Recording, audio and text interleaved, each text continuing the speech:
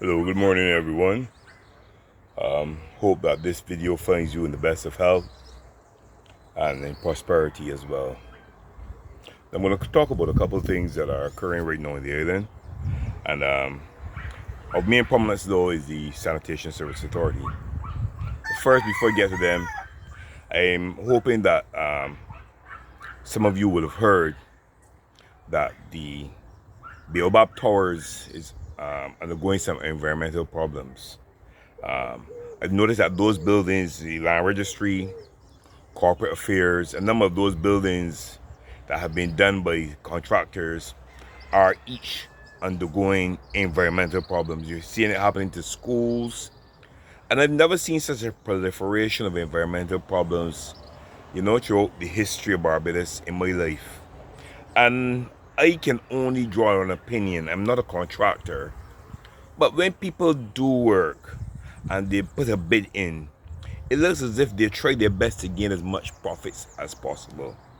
So why are these buildings? Either they're not being cleaned properly, or the shoddy materials which is causing some kind of fungi or whatever mold in the buildings that's affecting the workers. Something to do with air conditioning. But we need some proper inspection done on these buildings where people work on a regular basis. It is necessary because it is counterproductive to be working in an environment where you're uncomfortable. You understand me? It's bad for morale, it's bad for work production, it's bad in its entirety across the board. All right? And as I'm saying, talking right now, corporate affairs has an environmental problem. Just letting you know that. Secondly, to the Sanitation Service Authority. And I want you all to tell me if I make sense. All right? You have a number of people working at the Sanitation Service Authority. You have drivers, you have sweepers, you have loaders. Now these people play an integral part in Barbados.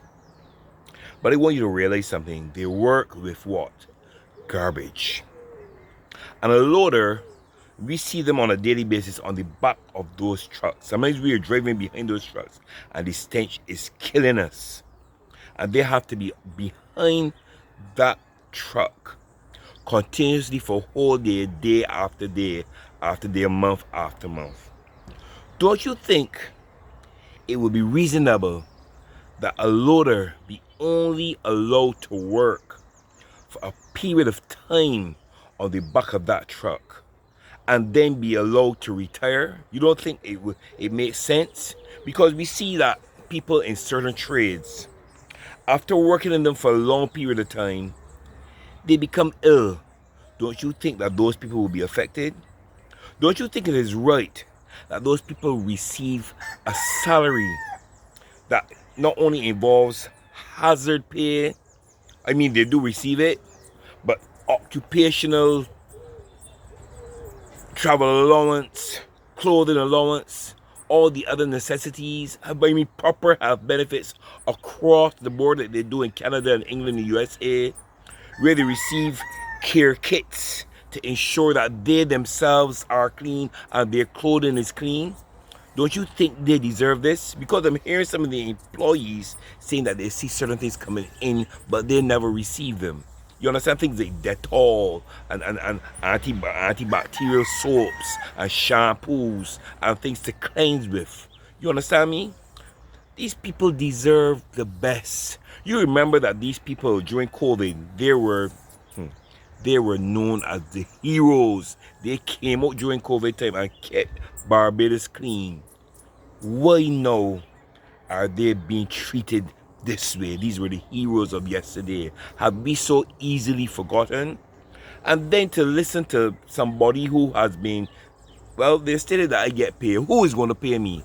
Not the government for sure, because they're always talking about them. Not the workers, because they're looking for more money. No. So who is paying me? I don't know, some person came out and said I'm being paid to do this. I'm not gaining from this. And for people, when I go into a community, because the people call me, who you think is paying me? You think the people pay me? The people are in conditions where they want help. Who is paying me? You understand? But we know who has paid them, because the person they came out and spoke for is who they're speaking for, because they don't have enough sense to put together proper sentence, paragraphs, a paragraph, so we know that they're paid. All right. Anyway, enough of that. I'm not responding to them at all, because when you lay down with pigs, you get dirty. All right. We're dealing with this. People, it is time that these people receive a proper salary. I want to look at something else now. I want to look at the court system. I want to look at things that I'm seeing which I believe are unethical. I want to know how a person can receive an injury, receive compensation, yet not get it in their hand. The lawyer is allowed to get their pay first, whatever pay they desire first, before that person receives their compensation. And then that person has hell to get their compensation from the court. You believe that this is right? A person is in an accident at their workplace, and they go to court, they receive a settlement. The lawyer can get his money out of the settlement through the court, but the person who got injured now has to wait and go through all kind of loopholes, all kind of procedures in order to get their money.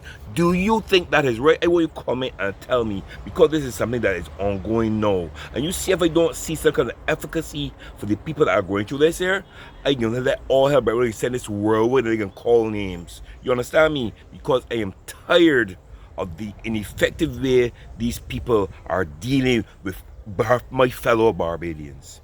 I want to speak about Valerie. Now, there's a Valerie here in Brennan's Hill, and I want to speak about that. I want to speak about the high-rise apartments where I'm hearing that there are people who have disabilities.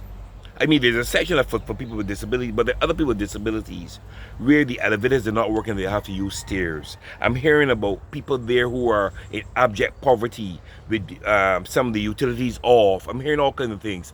I want to go and check for myself. I'm going to go and check for myself, but I'm hearing these things. I'm hearing lots of things that are hurtful to me.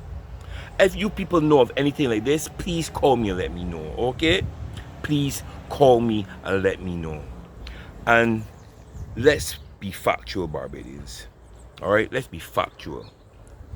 We need to be our brother's keeper. We need to look out for each other. All right, we need to deal with morality and ethics.